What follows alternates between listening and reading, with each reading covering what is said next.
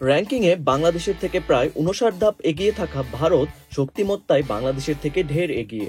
কিন্তু এবার বাংলাদেশ দলে ইংলিশ প্রিমিয়ার লিগে খেলা হামজা চৌধুরী ও ইতালির ফোর্থ টায়ারে খেলা ফাহমিদুল ইসলামের অন্তর্ভুক্তি বাংলাদেশের শক্তি কতটুকু বৃদ্ধি করবে?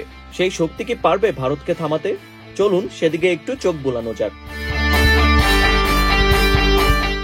এশিয়ার দেশগুলির মধ্যে দিন দিন র্যাঙ্কিংয়ে অবনতি হচ্ছে ভারতের। বর্তমানে এই দেশটি রয়েছে ১২৬ নম্বরে, আর বাংলাদেশ রয়েছে তালিকার ১৮৫ নম্বরে। এশিয়ার দেশগুলোর মধ্যে র্যাঙ্কিংয়ে ভারতের অবস্থান ২২ নম্বরে। লেবানন, প্যালেস্টাইন, ভিয়েতনামের মতো দলগুলো এখন ভারতের থেকে এগিয়ে রয়েছে।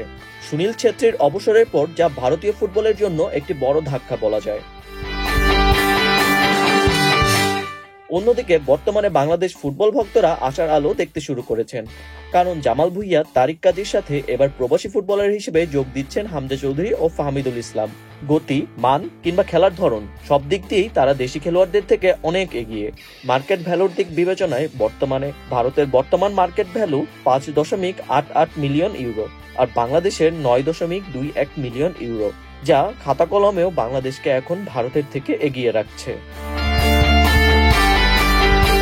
বাংলাদেশ দলে এবার ডিফেন্স ও মিড সামলাবেন হামজা চৌধুরী, তারিক কাজী, জামাল ভুঁইয়ারা।